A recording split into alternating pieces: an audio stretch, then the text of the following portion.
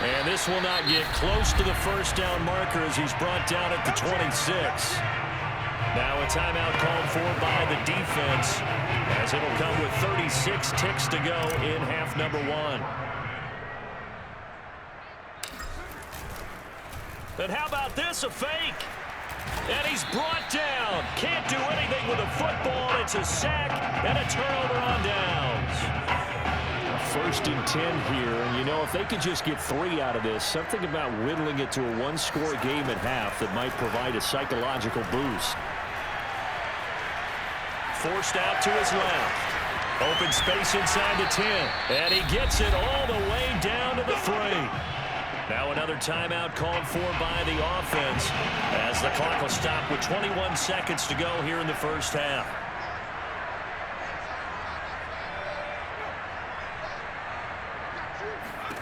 Now Taylor. And he will score. Touchdown Clemson.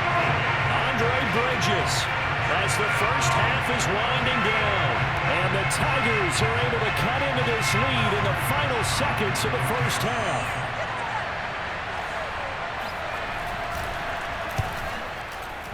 Extra point right down the middle. And the lead is down to 4. So not much time to speak of remaining in this first half as the kick's away. And here comes a return from just beyond the goal line.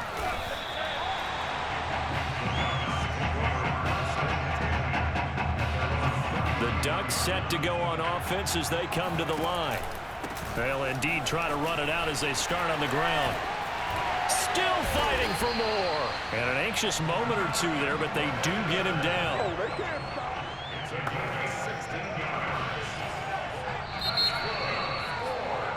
And what a story this would be. Oregon 1 half away from a first national title.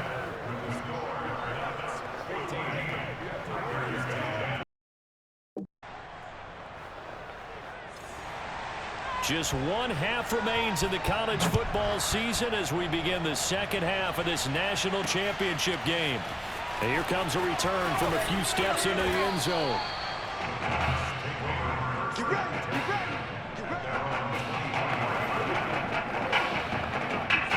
The Oregon offense on the field ready for their next possession. On first down, Barrett to throw. He's going to rifle one deep left side. Well, this is taken in. It's complete. And he will score. Touchdown, Ducks. A big play there. 77 yards. And the Ducks have furthered their advantage. Extra point attempt here still to come. Oh, it's a fake. They'll try and throw for it. And would you believe it? This is caught in the end zone. And a fake extra point works to extend their lead by 2. Now after the touchdown, here's Oregon set to kick it off. And they're going to mark that where it went out of bounds. So really good starting field position up past the 40-yard line. And that drives coaches insane, doesn't it? When they see that happen, it just doesn't feel right, does it? Plus, you're giving up yardage. Good starting field position for them here as they come up first and 10 at their own 42. Henry out of the pistol. And he stopped immediately there. No gain on the play. It'll be second down. And he got off the end there very quickly to make that play. Yeah, it was almost like the bullet train, wasn't it? I mean, just zoom. Quick, and what a terrific play, holding them to no gain. They try to throw on second down, but this one is incomplete. Another attempt, another incompletion, and when I look at the scoreboard and where we are in this game, it comes to mind that they have to start getting the ball in the hands of their playmakers. Throw it to the guys that maybe can take a short pass. Taylor hit. He lost the football.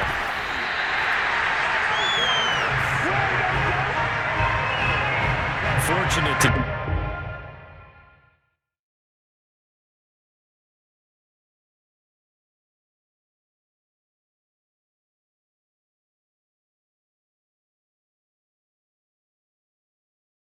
Get that football back, because trailing here in the second half, last thing they needed was to lose the possession. And the word I think of here is opportunity, because it could have been lost there. Their chance to score points, but the opportunity for the defense was to go ahead and really close this game down if they were able to get possession.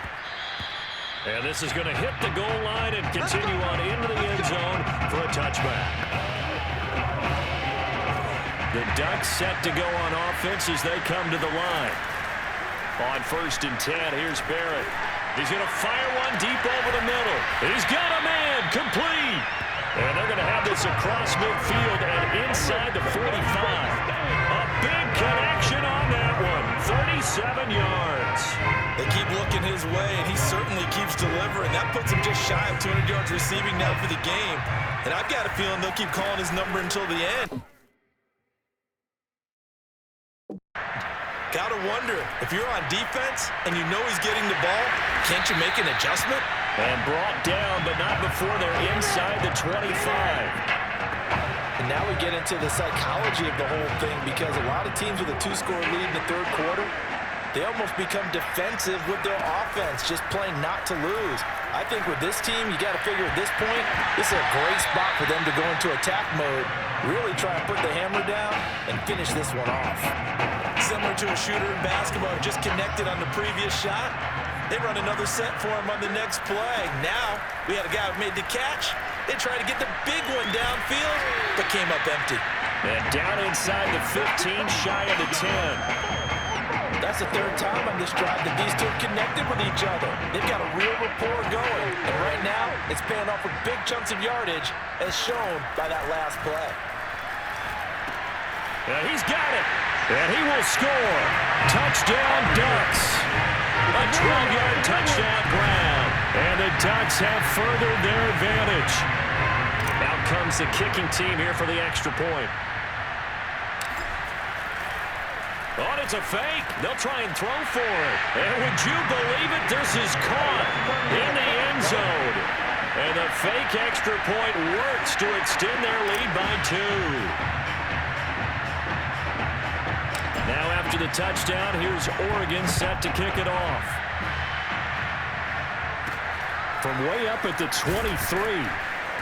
And a nice return sets him up pretty good here right at the 30-yard line.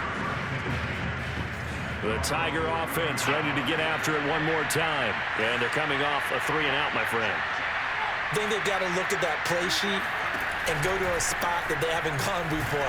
Time to shake things up a little bit to try and get this offense moving. Okay, so how do you do that? How do you shake things up?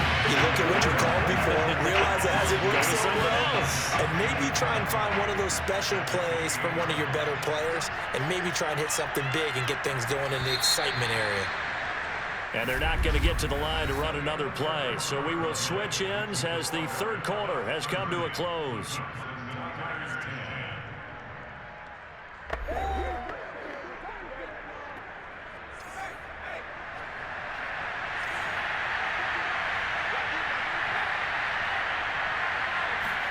On 2nd and 12, Taylor. Buying time to his left.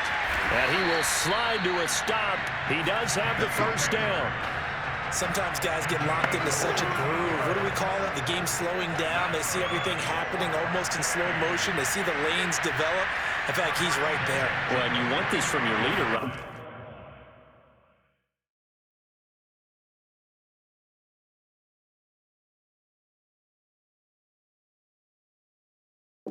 With this deficit, this stage of the game, second half, no quit in him.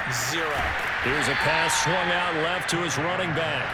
They'll contain him to just 4. Second down. One thing I think that's safe to say defensively, the tackling's been really good.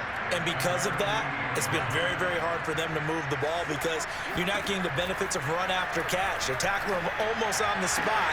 And he fires one that's intercepted. Picked off at the 39. And he will take this one home. It's a touchdown.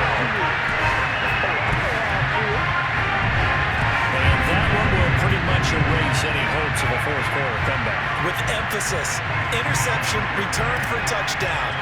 Door closed, locked, reinforced. Extra point splits the uprights, and that stretches the lead all the way up to 27.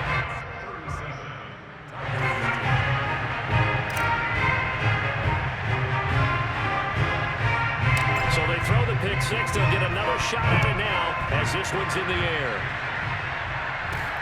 It's a short kick taken out beyond the 20. And it's a pretty good return here as he'll get this up to the 29. The Tiger offense ready to get after it one more time. They're down big here late. I don't know. You just one last drive here for pride. Some people like to do that. I remember playing for a guy once. We were down huge, and someone said, "Coach, what do you want to call?" He just waved a hand like, "Who cares? Let's get out of here and do something some other time." But some teams like to do something at the end to feel a little bit better as they continue to move forward. Yeah, probably just want to put this one behind them. A throw there, but that's going to wind up incomplete. That incompletion is not a surprise with the way that this one has gone, and the frustration, the body language is evident everywhere. This team, they've really been put through the ringer in this one. On third down, Taylor. He's going to let it fly. And that will be incomplete. Well, they weren't scared to let it fly, but it falls to the ground and brings up fourth down. All right, they're going to try and keep hope alive here on fourth down.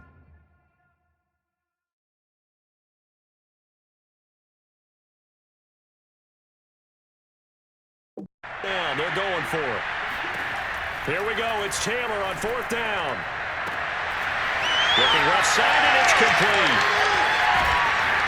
And he finally is out of bounds, but he's down inside the 20-yard line. It's a big play there on 4th and 10. A real field flipper there as all of a sudden they've got a first down in the red zone. Here's Taylor to throw. And they're going to...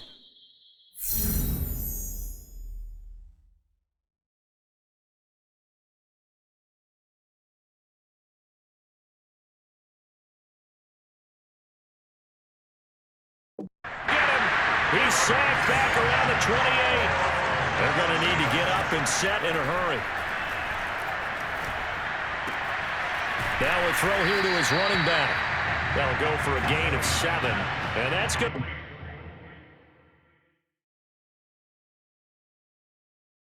The lead to a 3rd and 11.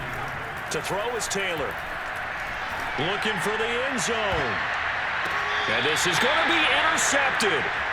Good positioning, and it's picked off. So many times we end a game, and as we're recapping it, we're talking about what offenses did and how they won the game.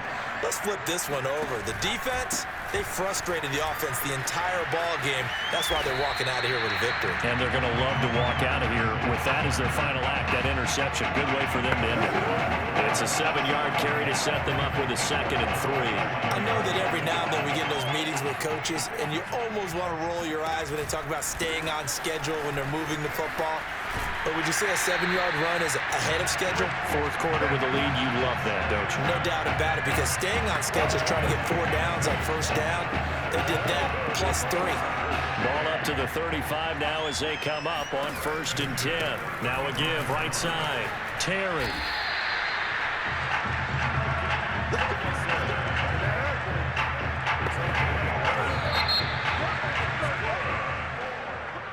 And it's officially celebration time in Eugene, as for the first time in school history, the Oregon Ducks are the kings of college football.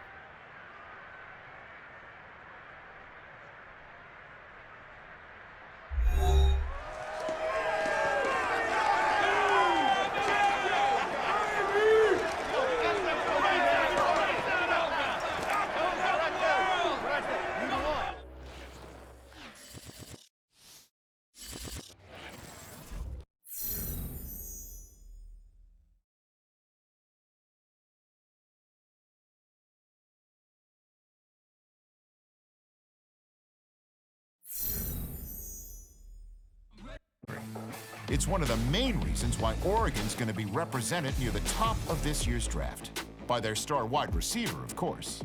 In short, there's plenty of amazing players out there. But when teams look at this kid now, they're inevitably going to think to themselves, winner, champion. Yeah, obviously his measurables are off the charts, but I think his championship experience sets him further apart from the rest of the pack. Anyway, let's shift into something I read before the show.